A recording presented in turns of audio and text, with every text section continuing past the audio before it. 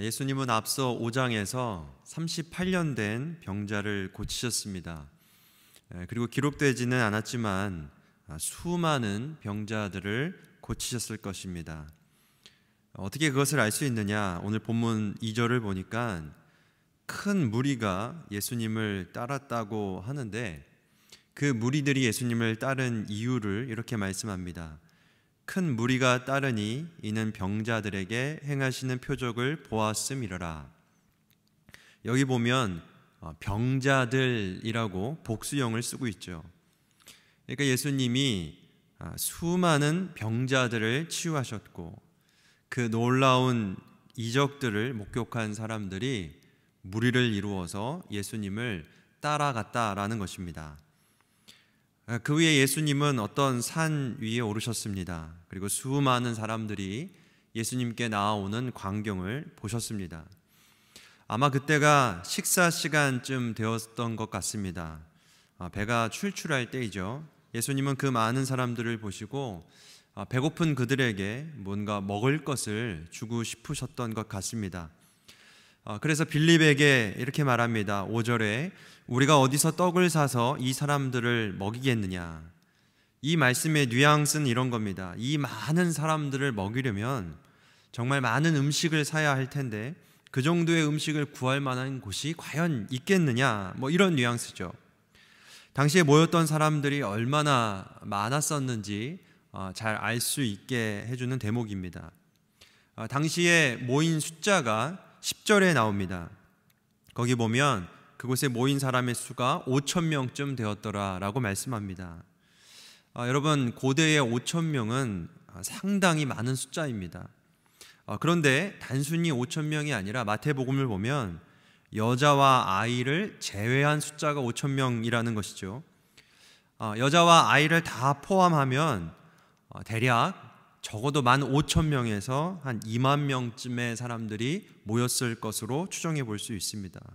그러니까 한마디로 말하면 정말 어마어마한 사람들이 거기에 모여 있었던 것이죠. 예수님이 빌립에게 질문을 하셨을 때에 빌립의 대답은 이렇습니다. 7절에 각 사람으로 조금씩 받게 할지라도 200데나리온의 떡이 부족하리이다. 200데나리온은 한 노동자가 200일 동안 쉬지 않고 벌어야 벌 수 있는 그러한 품삯이 바로 200데나리온입니다. 200데나리온어치의 음식을 산다 한들 이 사람들에게 조금씩 나눠줄 수도 없는 그 정도입니다 라고 말합니다. 무슨 뜻입니까?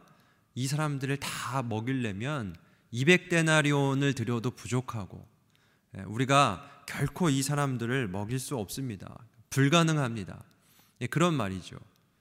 그들은 예수님과 제자들은 돈이 없는 그러한 사람들이었죠. 당연히 거기에 있는 사람들을 다 먹일 수 없습니다. 빌립은 아주 영리하게 그리고 냉정하게 상황을 판단해서 정확하게 예수님에게 말씀을 드리고 있는 것이죠. 여러분, 그렇습니다. 그 모인 사람들, 큰 무리들은 그냥 많은 사람들이 아니라 정말 너무나도 많은 사람들이었고 그들을 먹인다는 것은 현실적으로 불가능한 일이었습니다. 지금 빌립이 그 얘기를 하고 있는데 아마 예수님도 그 상황을 잘 알고 말씀을 하셨을 겁니다. 그런데 우리가 잘 아는 것처럼 예수님은 정말 놀라운 일을 행하십니다. 거기에 모인 그 많은 사람들을 먹이시는 기적을 행하신 것이죠. 한 아이가 가져온 오병이어를 가지시고 축사하신 후에 그것을 그들에게 나누어 주셨는데 11절에 보면 그들이 원하는 대로 나눠주셨고 그리고 12절을 보면 그들이 배부르게 먹었다라고 말씀을 하고 있습니다. 그냥 조금씩 나눠둬서 요깃만 때운 것이 아니라 저들이 원하는 대로 먹고 배부르게 먹을 수 있도록 나눠줬습니다. 그리고 얼마나 남았습니까? 12강줄이에 꽉 찰 정도로 남았다라고 기록합니다. 여러분, 이것이 우리가 잘 알고 있는 오병이어 사건이죠. 이 오병이어 사건은 출애굽 광야 사건을 떠오르게 합니다. 그때 있었던 일들을 생각나게 하죠. 팔레스타인의 광야는 살아있는 생명체라고는 눈 씻고 찾아봐도 찾아볼 수 없는 메마르고 척박한 사막입니다. 그런 그곳에서 사람들이 살아간다는 것, 사람이 산다는 것은 정말 어려운 정도가 아니라 불가능한 일이죠. 그런데 출애굽한 이스라엘 백성들이 거기서 살았습니다. 그냥 한두 명이 산 것이 아니라 몇 명이 살았죠. 출애굽한 이스라엘 백성들이 남자 장정만 60만 명이 넘습니다.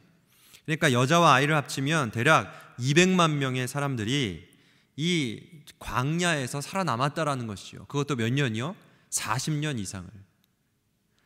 여러분, 성남시 인구가 93만 명이라고 합니다. 200만 명의 인구는 이 성남시 인구의 2배가 넘는 그런 숫자입니다.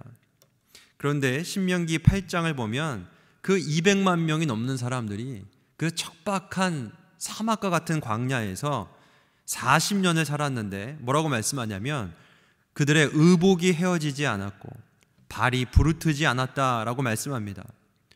여러분, 어떻게 이러한 일이 있을 수 있습니까? 바로 하나님께서 저들을 입히고 먹이셨기 때문입니다.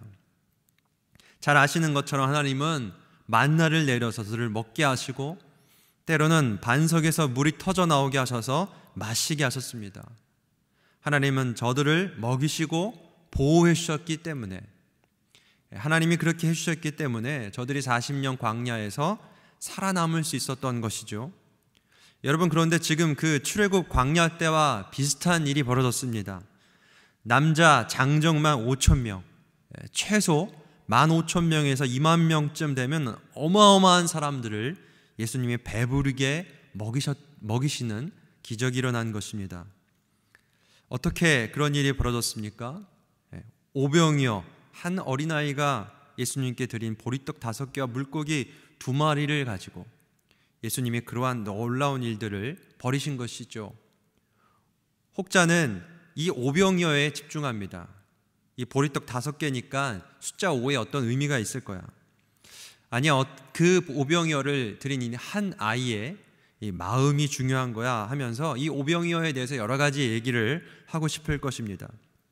그런데 우리가 그런 얘기를 하기 전에 이 오병이어 사건에 대해서 우리가 가장 첫 번째로 생각해야 할 것은 오병이어 자체가 아니고, 그리고 그 한 아이가 아니라 먼저 우리가 주목해야 할 것은 이 일을 행하신 예수님이 누구냐는 것입니다. 그분이 누구시기에 이러한 일을 행하셨냐라는 것이죠. 여러분, 예수님은 누구십니까? 애굽에서 종살이하며 온갖 노역에 시달리는 이스라엘 백성들을 긍휼히 여기셔서 그들을 애굽에서 나오게 하신 하나님, 홍해를 가르시고 광야 40년 동안 200만 명이 넘는 이스라엘 백성들의 옷이 헤어지지 않게 하시고 발이 부르트지 않게 하신 그 하나님, 낮에는 구름 기둥으로 밤에는 불 기둥으로 인도하신 바로 그 하나님, 만나와 메추라기로 그 이스라엘 백성들을 배불리 먹게 하신 그 긍휼 많으신 그 하나님이 이 땅에 오셨는데 바로 그가 그들 앞에 있는 예수 그리스도라는 것입니다. 로마의 압제에 눌리고 질병과 가난에 눌리고 궁극적으로 죄와 사망에 눌려서 영적으로 메마르고 곰핍함에 빠져 살아가는 그 이스라엘 백성들을 긍휼히 여기셔서 모른 척하지 않으시고 하나님께서 이 땅에 찾아오셨는데 바로 그분이 그들 앞에 있는 예수 그리스도이시라는 것입니다. 여러분, 그러한 선언이 바로 이 오병이어 사건입니다. 여러분, 그 예수님이 우리도 찾아오셨습니다. 바로 우리에게 찾아오셔서 우리의 필요를 아시고 채워주시는 줄 믿으시길 바랍니다. 광야 40년 이스라엘 백성을 먹이시고 입히신 그 하나님, 오병이어로 남자 장정만 5,000명이 넘는 그 굶주린 백성들을 배불리 먹이신 그 주님께서 오늘 우리를 찾아오셔서 우리의 필요를 채워주십니다. 이 시간 우리의 필요를 아뢰고 주님께 나아갈 때에 채우시는 하나님, 먹이고 입히시는 그 하나님을 만나는 놀라운 은혜가 있으시기를 간절히 소망합니다. 우리 함께 말씀을 생각하며 함께 기도하겠습니다.